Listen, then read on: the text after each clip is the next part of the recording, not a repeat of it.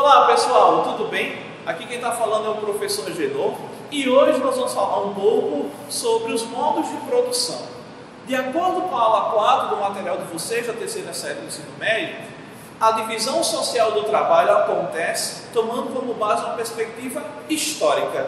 E vai ser a partir daí que nós vamos começar todo o nosso trabalho hoje, tudo bem? Olhem só, aqui na sociedade e nos seus modos de produção, existem três questionamentos que são centrais. Agenor, quem é que fundamenta toda essa discussão? A perspectiva marxiana. Karl Marx, filósofo alemão que viveu boa parte da sua vida durante o século XIX, ele vai entender as relações sociais através de um método que é conhecido como materialismo histórico dialético. Nesse contexto, a perspectiva marxiana vai desenvolver toda a sua teoria para tentar entender quais são as relações que se dão dentro do modo de produção na sociedade capitalista. Porque ele usa, por exemplo, o termo materialismo histórico. Ele é influenciado por um amigo seu que trabalhou 40 anos pesquisando com ele, chamado Friedrich Engels, que ele vai produzir uma obra no auge da metade do século XIX, chamada de A Situação da Classe Trabalhadora Inglesa, e essa fundamentação que o Engels traz na perspectiva vai ajudar o Marx a desenvolver toda a sua teoria. Imaginem só, meus amigos, que dentro do materialismo histórico, nós também vamos ter a dialética. O filósofo Hegel vai resgatar o idealismo e ele vai propor um modo de pensar a filosofia no século XIX que vai fazer uma distinção entre Estado e sociedade civil. Tomando como base essa perspectiva da dialética, Marx traz para entender o homem, as relações de produção e como a sociedade se constrói dentro do contexto da sociedade capitalista, no seu desenvolvimento. E por que ele vai trazer essa metodologia? Porque o materialismo histórico dialético é a base teórica direcionada à crítica da sociedade capitalista. Agenor, como é que começa todo esse posicionamento? Vejam só. A filosofia toma como base premissas que começam com perguntas. São as perguntas que guiam todo o fundamento. A perspectiva marxiana, ou seja, o Marx, ele vai trazer três perguntas que são centrais para a sociedade capitalista. A primeira pergunta: o trabalhador é produtor direto ou é apenas força de trabalho? Vamos trazer esse exemplo para a nossa atualidade? Marx ele vai analisar através de modos de produção, como tem no material de vocês. O modo de produção primitivo, o modo de produção asiático, o modo de produção feudal, e ele chega no modo de produção capitalista. Imaginem só essa pergunta feita hoje para o contexto da uberização do século XXI. O trabalhador que trabalha com aplicativos, ele é produtor direto ou ele é apenas força de trabalho? É um questionamento central para que a gente possa entender. Aí que entra, por exemplo, a lógica da alienação do trabalho, quando o indivíduo não conhece todo o processo produtivo e ele apenas produz uma parte da esfera da produção. Nesse contexto, nós vamos ter outro direcionamento que nos ajuda a pensar. Quais os meios de produção empregados e como se realiza o trabalho? Imaginem só que essa pergunta Marx vai tomar como base três relações. Primeiro, quais os meios de produção que são utilizados? Depois, de que forma o trabalho se realiza e como o homem se percebe no processo. Imaginem só que vai ser a partir daí que todo o seu direcionamento vai pensar na ideia de que os indivíduos que produzem as riquezas de uma sociedade capitalista são aqueles que não a detêm. E a partir daí vai surgir uma série de contradições no mundo do trabalho. Vai surgir a lógica daquilo que Marx vai chamar de exploração do trabalho. Além desse fator, nós vamos ter uma terceira pergunta que é muito fundamental na perspectiva da teoria marxiana. Aquele que não intervém diretamente no processo produtivo tem poder sobre esse produto? Qual é a ideia? Aí que entra a alienação, isso se reifica e a gente vai ter também, dentro dessa característica, o que é conhecido como ideologia, que o indivíduo não se percebe na perspectiva da sociedade e acha que as relações são naturalizadas a partir de um discurso onde a sociedade capitalista se divide numa perspectiva de classes sociais.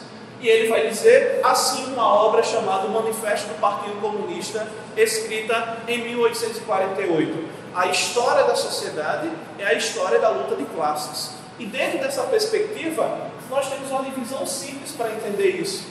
A burguesia, que é aquele grupo que ascende socialmente e substitui a aristocracia e vai começar a desenvolver lá nos burgos a prática do comércio e a sociedade vai se reorganizando a partir daí. A classe média, que é aquele grupo que, segundo Marx, ideologicamente se percebe quando mais próximo da burguesia, só que na crítica da perspectiva marxiana é a classe que mais se aproxima do proletariado, porque é a grande massa que faz parte da sociedade capitalista. De acordo com Marx, o proletariado vai ser responsável pela produção das riquezas da sociedade capitalista e eles não vão gozar como deveriam. Por que, Agenor? Porque aqui o proletariado também é uma mercadoria. Ele vai ser vendido de acordo com as suas condições de trabalho. Imaginem só que hoje, numa perspectiva como a nossa, quase toda a sociedade mundial parte da premissa da sociedade assalariada. Aqui nessa lógica, hoje, os trabalhadores vendem a sua força de trabalho e no final do mês recebem um quanto mínimo disso, que é chamado de salário, e aí, segundo Marx, se perpetua a desigualdade na sociedade capitalista, porque a exploração acontece, o proletariado ele é submisso a essas relações devido a dois fatores. A lógica da sociedade capitalista é a exploração, e outra é que existe uma coisa chamada exército industrial de reserva. Se o trabalhador recebe pouco e ele está insatisfeito com aquilo, ele pode ser substituído por uma massa que está à procura do trabalho. Imaginem só, meus amigos, vai ser durante toda essa perspectiva de sociedade que Marx vai deixar uma semente que vai brotar dentro da perspectiva da sociologia.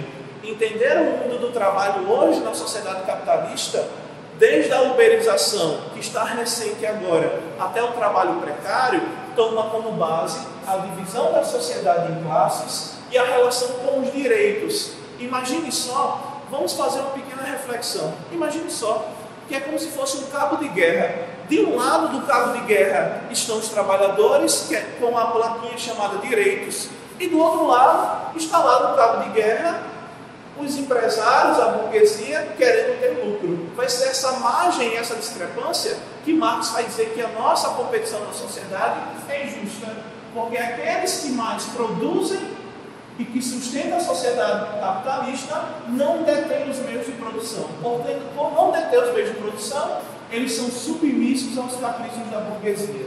Não se esqueçam que dentro dessa lógica do materialismo histórico dialético, quem também vai contribuir para isso é o Estado. Marx vai argumentar que o Estado está a serviço dos interesses da burguesia. Imagine, meus amigos, que é dentro de toda essa lógica que um capítulo que vai dar conta sobre isso, a aula 4, vai trabalhar os modos de produção dentro de uma perspectiva, a necessidade de pensar a lógica do trabalho numa perspectiva da exploração. Qual é o grande macete de utilizar Marx na prova do Enem? Imagine que existem habilidades e competências que são cobradas e lá tem a ideia dos meios de produção, dos modos de produção. Entender as transformações sociais dentro de uma perspectiva em que o trabalho seja o cargo-chefe disso. Por quê? Numa perspectiva ontológica, nós nos formamos e nos realizamos enquanto ser, tomando como base o mundo do trabalho. Então, entender o modo de produção é ter condições de perceber como a coisa acontece. Como isso pode ser cobrado na redação do Enem? Através de temas que você possa entender a atividade produtiva dentro dessa lógica. Imaginem que na prova de ciências humanas, todos os anos cai uma questão falando sobre o mundo do trabalho, a influência da tecnologia, a reorganização das relações de produção, e vai ser a perspectiva marxiana, vai ser Marx que vai inaugurar toda essa teoria. Então fica ligado, aproveita esses dias que vocês vão estar em casa para revisar o conteúdo. Nós vamos também disponibilizar um banco de questões para vocês e saibam que a aprovação de vocês no Enem depende da revisão dos temas, conceitos e teorias e de como nós, professores, vamos estar juntos guiando vocês nesse processo de aprendizado, tudo bem? Valeu, galera, e até mais!